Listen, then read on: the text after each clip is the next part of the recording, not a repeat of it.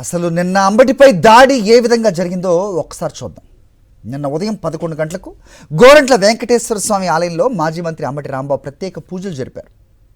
కూటమి చేసిన ఈ మహా అపచారాన్ని ప్రక్షాళన చేయాలని కోరుకుంటూ పాప ప్రక్షాళన పూజలు జరిపారు.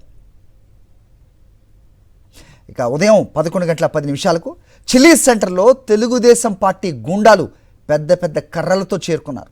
అంబటి రాంబాబుపై దాడి చేసేందుకు ప్రీ ప్లాన్డ్గా కర్రలు రాడ్లతో సాక్షాత్తు పోలీసులే పక్కన ఉండగా వాళ్ళంతా కూడా సంసిద్ధమయ్యారు.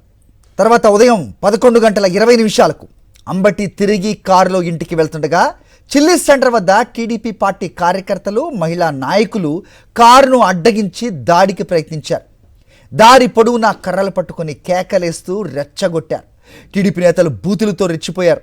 చిల్లీ సెంటర్ వద్ద అంబటి కారుపై కర్రలు రాడ్లతో రెచ్చిపోయారు పచ్చ గూండాలు. అకస్మాత్తుగా దాడికి దిగడంతో అక్కడ తీవ్ర ఉద్రిక్తత నెలకొంది. దాదాపు 5 నిమిషాల పాటు అంబటి రాంబాబు కారుపై దాడి కొనసాగింది.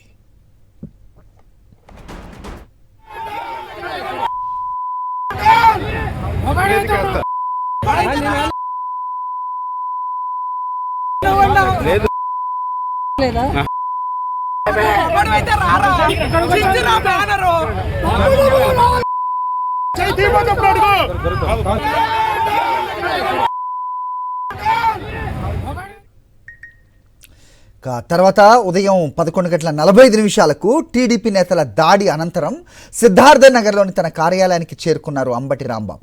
మధ్యాహ్నం 1 గంట 45 నిమిషాలకు క్యాంప్ కార్యాలయం నుంచి తిరిగి ఇంటికి వెళ్ళిపోయారు అంబటి రాంబాబు. మధ్యాహ్నం 2 గంటల 15 నిమిషాల సమయంలో అంబటి రాంబాబు ఇంటి వద్ద పోలీసులు భారీగా మోహరించారు. మధ్యాహ్నం 3 గంటలకు రాంబాబు ఇంట్లోకి వెళ్ళారు పోలీసులు. తన ఇంట్లోకి పోలీసులు వచ్చారు అన్న సమాచారం తెలుసుకుని ఇంటి నుంచి బయటకు వచ్చి పోలీసులతో మాట్లాడారు అంబటి రాంబాబు. అనంతరం మళ్ళీ ఇంట్లోకి వెళ్ళిపోయారు.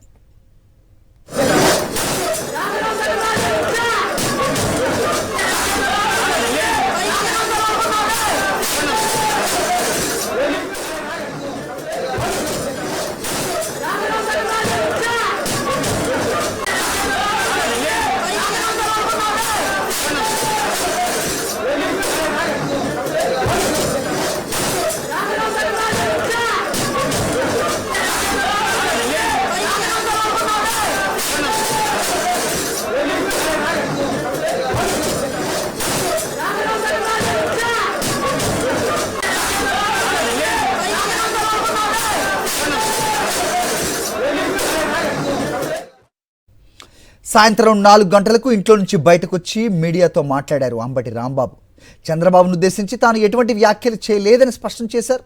కల్తీ నెయ్యిపై గుంటూరు ఇన్నర్ రింగ్ రోడ్లోని టీడీపీ శ్రేణులు ఏర్పాటు చేసిన ఫ్లెక్సీని తొలగించాలని చెప్పినందుకే తనపై దాడికి తెగబడ్డారన్నారు.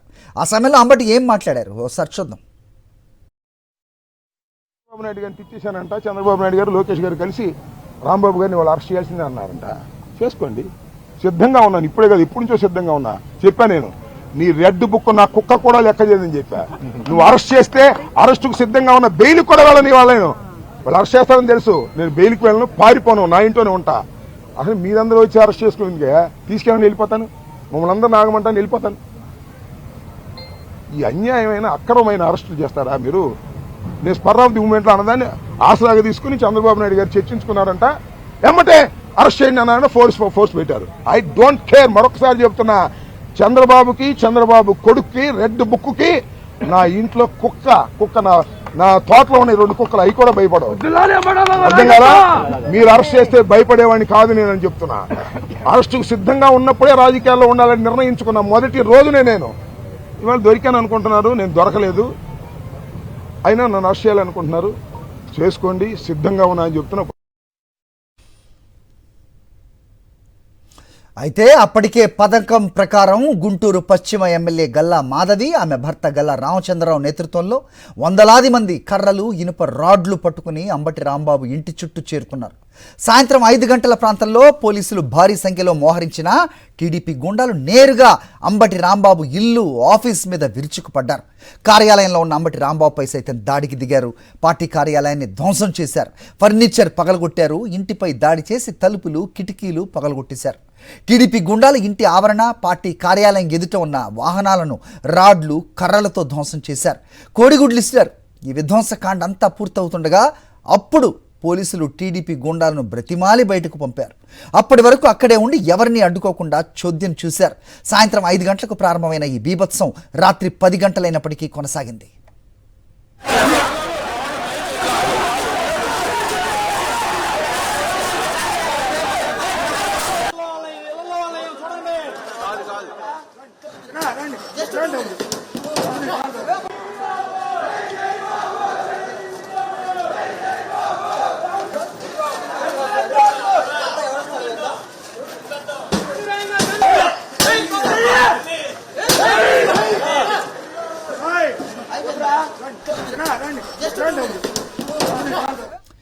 రాత్రి 9 గంటల సమయంలో గుంటూరు జిల్లా ఎస్పీ కార్యాలయానికి వెళ్లారు వైఎస్ఆర్సీపీ సీనియర్ నేతలు.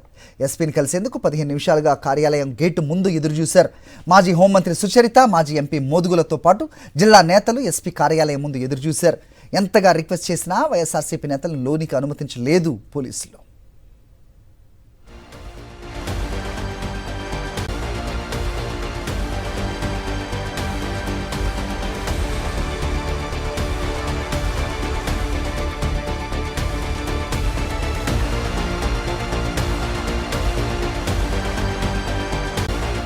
ఇక రాత్రి 10 గంటలకు గుంటూరు ఎస్పీ కార్యాలయంలో అడిషనల్ ఎస్పీని కలిశారు వైఎస్ఆర్సీపీ నాయకులు. అంబటిపైన జరిగిన దాడిని వివరించారు.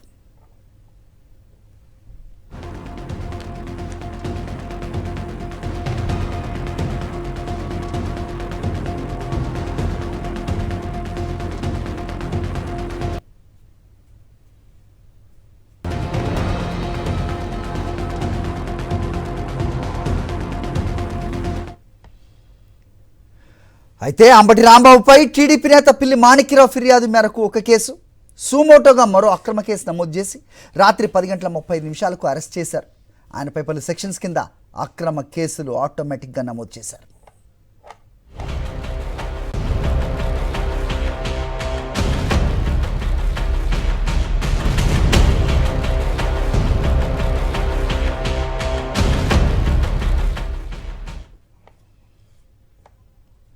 అంబటిని పోలీసులు గుర్తు తెలియని ప్రాంతానికి తీసుకెళ్లిన తర్వాత రాత్రి 10:35 తెలుగుదేశం గుండాలు పార్టీ కార్యాలయాన్ని పూర్తిగా ధ్వంసం చేయడానికి పూనుకున్నారు. ఆఫీస్కు నిప్పు పెట్టారు. పార్టీ కార్యాలయంలో చిక్కుపోయిన ఇతర నేతలు, మీడియా ప్రతినిధులు అతి కష్టంగా బయటకొచ్చారు. అంబటి ఇంటి వద్ద సాగిన దారుణ కాండ యావత్తు ప్రతి నిమిషాన్ని మంత్రి లోకేష్ పర్యవేక్షించారని టీడీపీ శ్రేణులు బహిరంగంగానే చెప్పుకుంటున్నారు.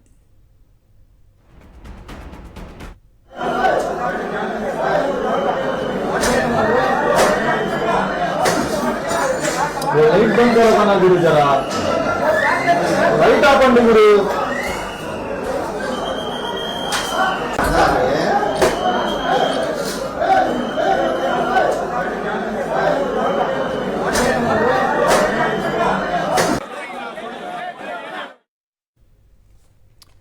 అంబటి రాంబాబుకు సినిమా చూపిస్తామని ఆయనపై హత్యా యత్నానికి ముందే చెప్పారు కేంద్ర సహాయ మంత్రి పెమ్మసాని చంద్రశేఖర్.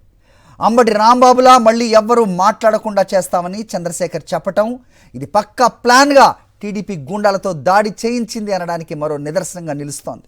అంబటి రాంబాబుపై తామంతా దాడి చేస్తున్నట్లు ఘటనకు ముందు గల్లా మాధవి చెప్పినట్టుగానే పెమ్మసాని చంద్రశేఖర్ కూడా చెప్పారు.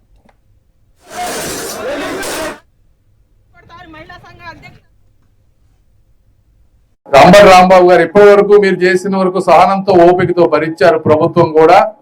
ఈ రోజు నుంచి మీకు నిజమైన సినిమా ఏంటో త్వరలో చూస్తారు. మీకు 24 గంటల్లో మీకు ఎలా ఉంటుందో తెలుస్తుంది. అది ఆ ట్రీట్మెంట్ ప్రతి ఒక్క ఎవరైతే ఈ విధంగా బరితెగించి మాట్లాడేవారో వాళ్ళందరికీ కూడా ఒక గుణపాఠంగా ఉండబోతుందని కూడా మీ అందరికీ నేను తెలియజేస్తా ఉన్నా.